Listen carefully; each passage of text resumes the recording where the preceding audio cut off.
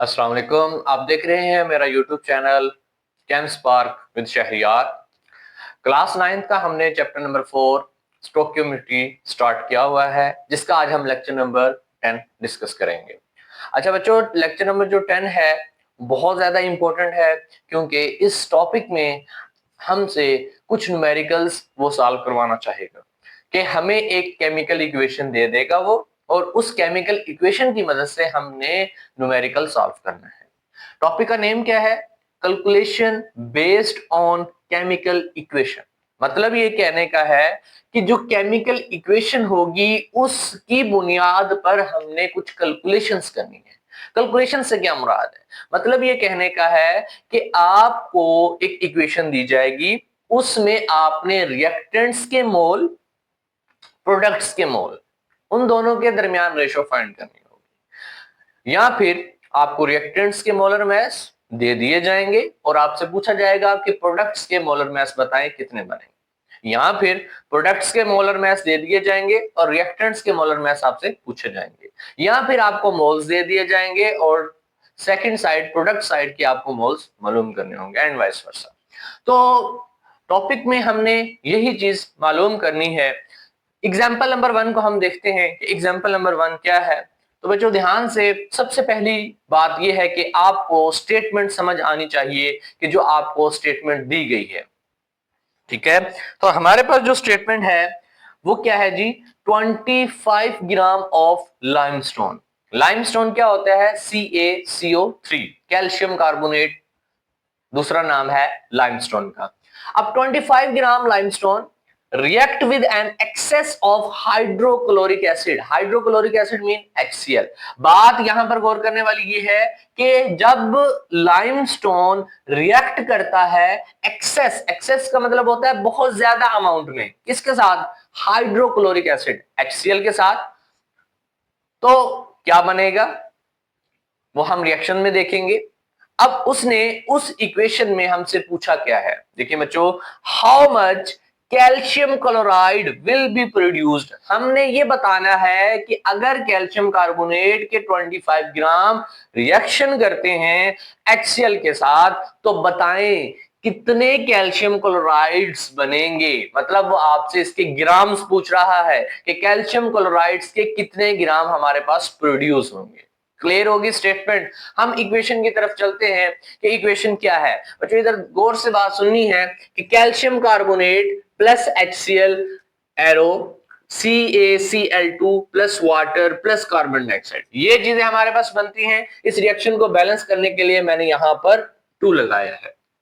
Reaction करना, reaction को balance करना मैंने आपको पिछले लेक्चर्स में समझाया है कि किसी भी केमिकल इक्वेशन को किस तरह से बैलेंस किया जाता है, ठीक है। तो सबसे पहले सॉल्यूशन में आपने इस स्टेटमेंट के लिहाज से एक इक्वेशन बना लेनी है। लेकिन अब देखिए ना बच्चों, उसमें आपने सिर्फ, उसने आपको रिएक्टेंट्स बताए हैं, प्रोडक्ट्स आपको नहीं बताए, ठीक है। तो प्रोडक्ट्स आपको आने चाहिए इस रिएक्शन में। अब देखें, हमने सबसे पहले जो आपको गिवन है वो आपने लिख लेना है। क्लियर है? तो हमारे पास क्या दिया हुआ है उसने? मैस ऑफ लाइमस्टोन बताया हुआ है। Mass of limestone, mass of limestone कितना बताया है? 25 ग्राम उसने बताया है, ठीक है। नेक्स्ट हमने क्या करना है? मैस ऑफ CaCl2 मालूम करना है। ये हमने क्या करना है? मालूम करना है।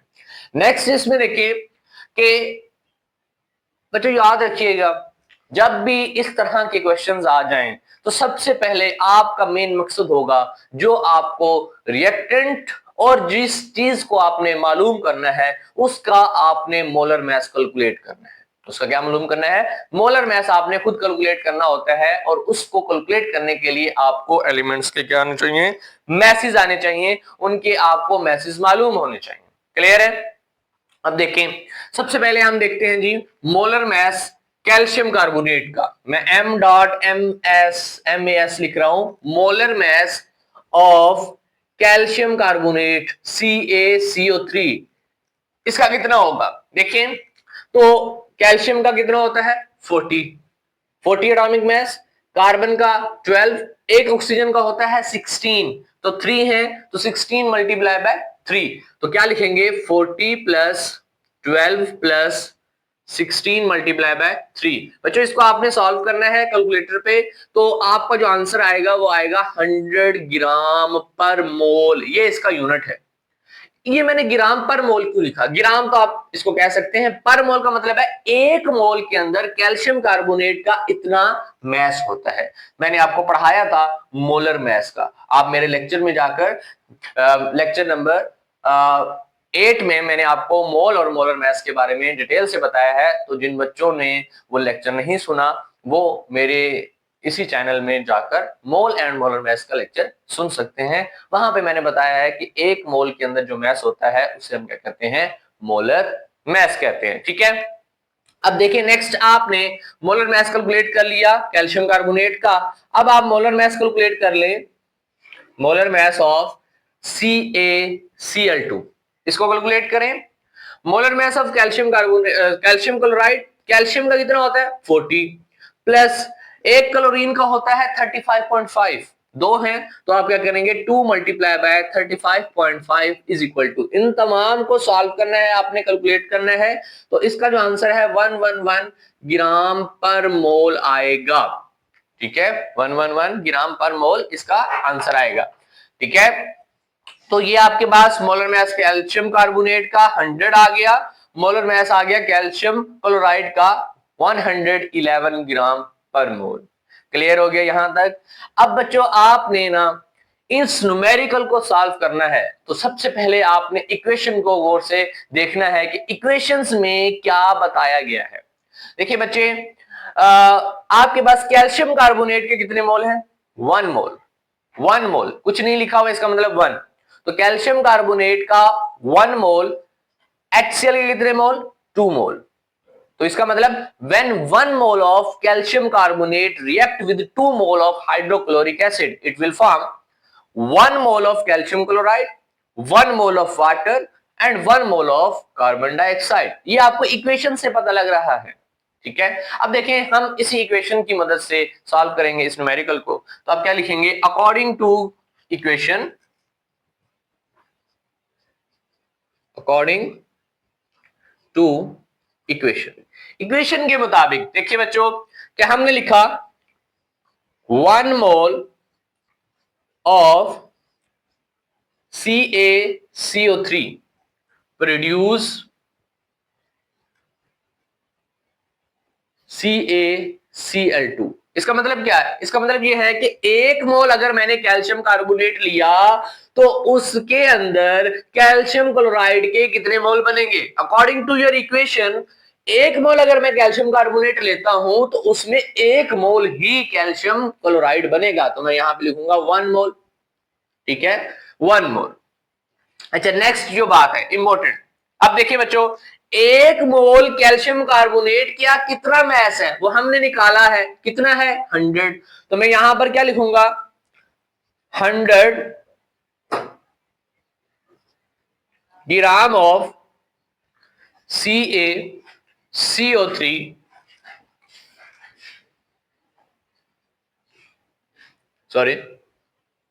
Produce CaCl2 is equal. अब देखिए बच्चों 1 मोल के अंदर कैल्शियम कार्बोनेट तो था 100 ग्राम, अब कैल्शियम क्लोराइड का भी तो 1 मोल है, उसका मैस कितना है 111, तो मैं लिखूंगा 11 ग्राम। अब मैं पर मोल नहीं लिख रहा क्योंकि हमने पहले ऊपर मेंशन कर दिया है कि 1 मोल है, तो 11 ग्राम। अब ये तो according to your equation and according to your molar mass मैंने लिखा है। अब स्टेटमेंट की तरफ आए, उसने क्या कहा, उसने कहा व्हेन 25 ग्राम ऑफ लाइमस्टोन, उसने मेंशन किया है 25 ग्राम आपने लाइमस्टोन लेना है, 100 ग्राम लाइमस्टोन नहीं लेना। जब आप 25 ग्राम लाइमस्टोन लेना है और आपने बताना है कैल्शियम क्लोराइड के कितने ग्राम बनेंगे, ये बात है। अब देखें सबसे पहले आपने ये कर लिया, अब आप देखें 25 ग्राम को निकालने के लिए सबसे पहले आपको 1 ग्राम के अंदर कैल्शियम कार्बोनेट और कैल्शियम क्लोराइड को फाइंड करना पड़ेगा।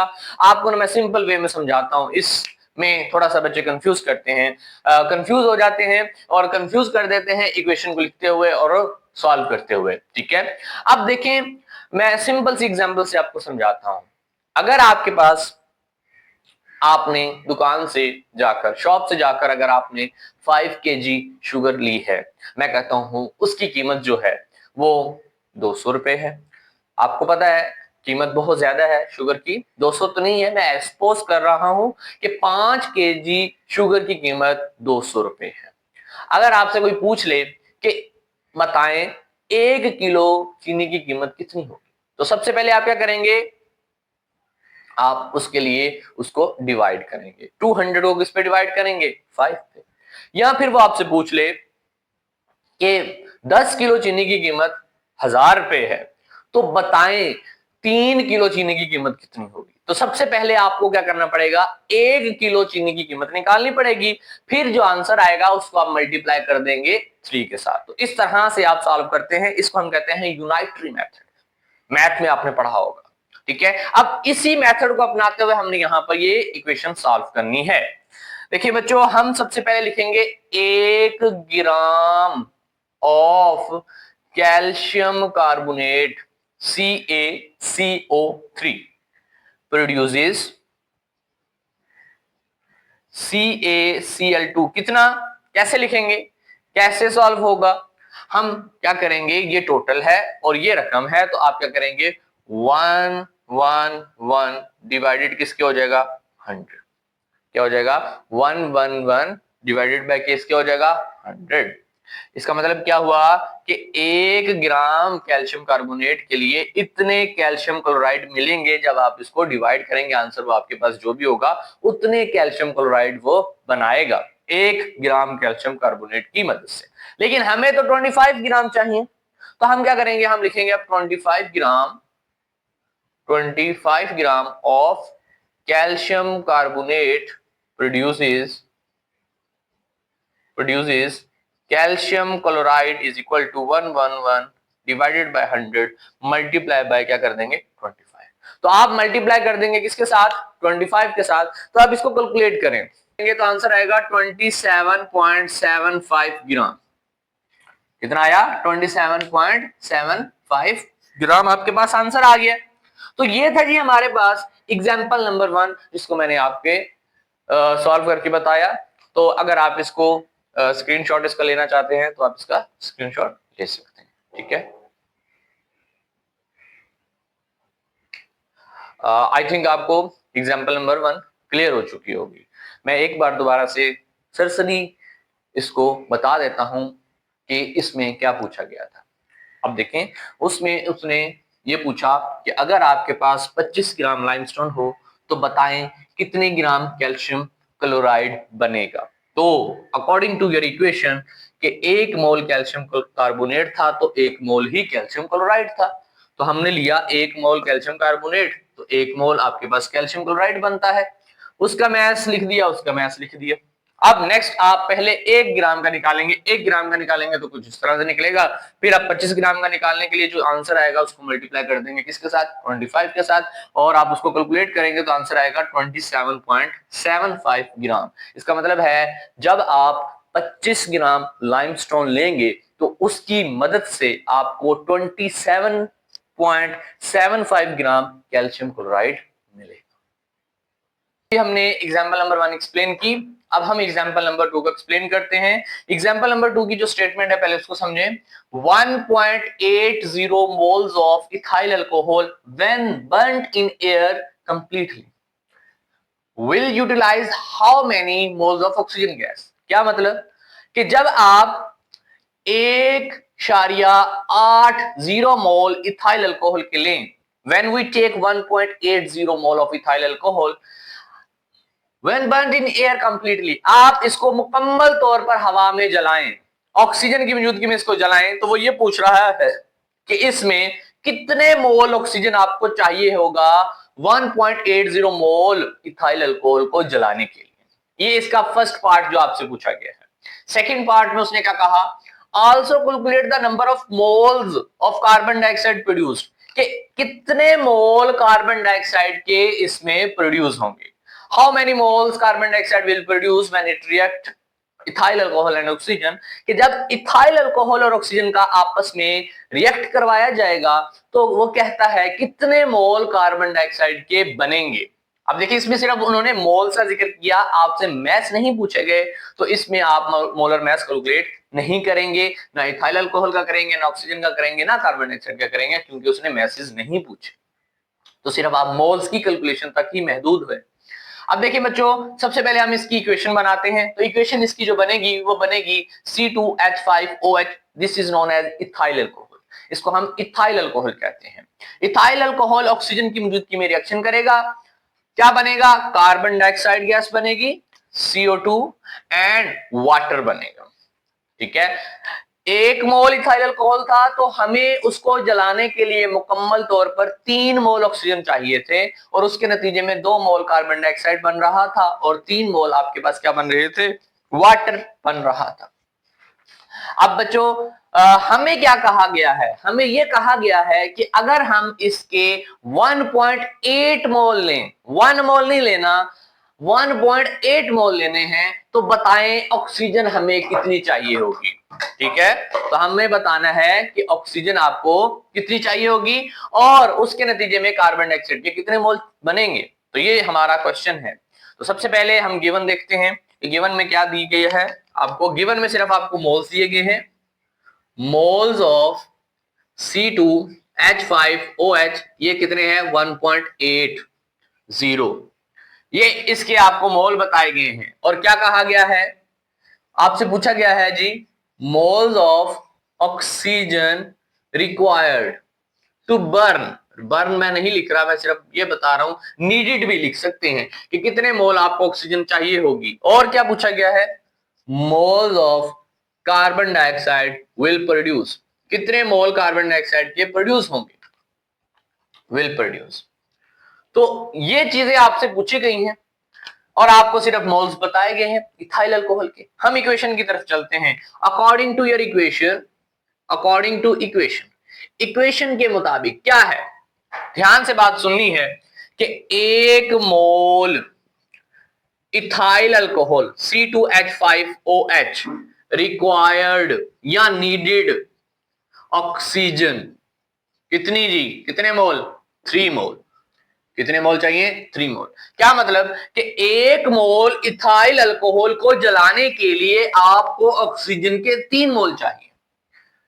When we react 1 mole of ethyl alcohol, it will require 3 moles of oxygen. क्या मतलब कि 1 मोल अगर इथाइल अल्कोहल है तो उसके लिए आपको जो ऑक्सीजन नीडेड है, जो जरूरत है, वो 3 मोल की है। लेकिन क्वेश्चन में क्या है? 1.80 मोल है। तो डायरेक्ट आप क्या करें, यहां पे 1.80 लिखेंगे और इसको 3 को किससे मल्टीप्लाई कर देंगे? 1.80 से मल्टीप्लाई कर लेंगे आप। ठीक है,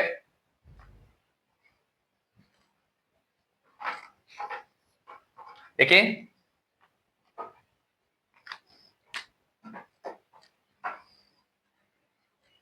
नहीं वो लोग है।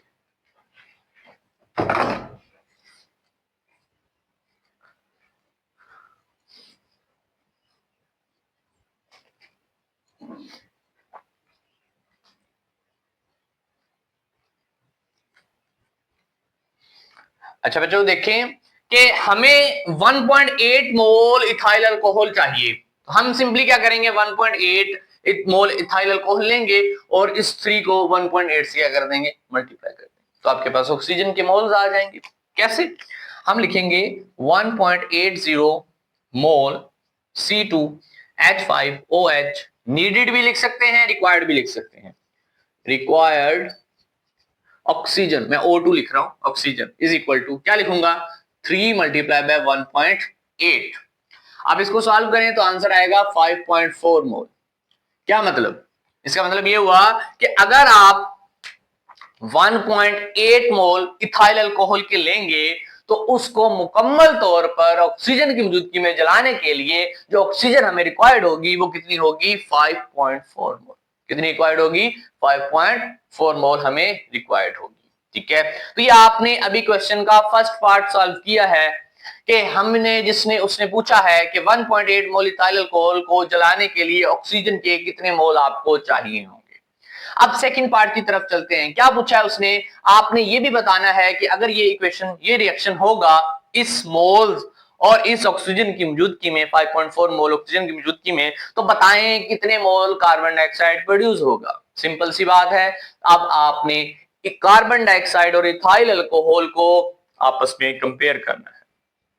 देखें, when 1 mole ethyl alcohol react with oxygen, it will produce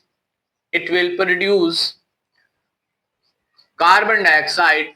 देखिए इक्वेशन में जब 1 मोल इथाइल अल्कोहल था, तो उसके लिए आपके पास कार्बन डाइऑक्साइड के 2 मोल बन रहे थे, तो हम लिखेंगे 2 मोल। क्या मतलब कि अगर आपके पास क्या था, 1 मोल इथाइल अल्कोहल को लेंगे तो कार्बन डाइऑक्साइड के 2 मोल प्रोड्यूस होंगे। अब नेक्स्ट चलते हैं। हमें 1 मोल नहीं दिए गए, हमें दिया गया है जी 1.80 मोल। तो सिंपली आप 2 को 1.80 से क्या कर देंगे, मल्टीप्लाई कर देंगे। तो आप लिखेंगे 1.80 mole ethyl alcohol, it will produce CO2 कितने, 2 मल्टीप्लाई बाय 1.8। सॉल्व करें कैलकुलेटर की मदद से, तो जो आपका आंसर आता है वो क्या आएगा आपके पास, 3.6 मोल। तो ये थी जी हमारी एग्जांपल नंबर 2, जिसमें हमने 1.8 मोल इथाइल अल्कोहल लिया, तो उसके नतीजे में हमारे पास जो कार्बन डाइऑक्साइड गैस बनी वो कितनी बनी, उसके मोल्स कितने बने, 3.6 मोल। तो that is the example number 2। ठीक है, उम्मीद करता हूं कि ये आपको एग्जांपल नंबर 2 जो है ये समझ आ गई होगी। इसमें आपने स्टेटमेंट को समझना है और सबसे मेन बात, आपको इक्वेशन बनानी आनी चाहिए। इक्वेशन क्या होगी, उसमें रिएक्टेंट क्या होंगे, प्रोडक्ट्स क्या होंगे, रिएक्टेंट्स के मोल कितने होंगे, प्रोडक्ट्स के मोल कितने होंगे, और उसी की बुनियाद पर आपने नीचे कैलकुलेशन करनी है। क्योंकि हमारा टॉपिक क्या है बच्चों, calculation based on chemical equation, कि आपने कैलकुलेशन करनी है केमिकल इक्वेशन की बुनियाद पर। तो बात सिंपल है कि अगर आपको केमिकल इक्वेशन बनानी आएगी तो आप उसकी कैलकुलेशन कर लेंगे। तो उम्मीद है कि आपको ये दोनों example number 1 and example number 2 समझ आ चुकी होगी।